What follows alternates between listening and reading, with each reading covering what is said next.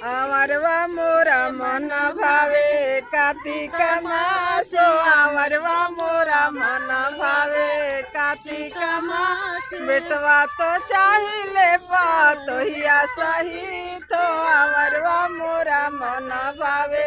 कार्तिक मासो अमरवा मोरा मन भावे कार्तिक मास सिंदूरा तो चाहिए बिंदिया सही तो अमरवा मोरा मन भावे कार्तिक मासो अमरवा मोरा मन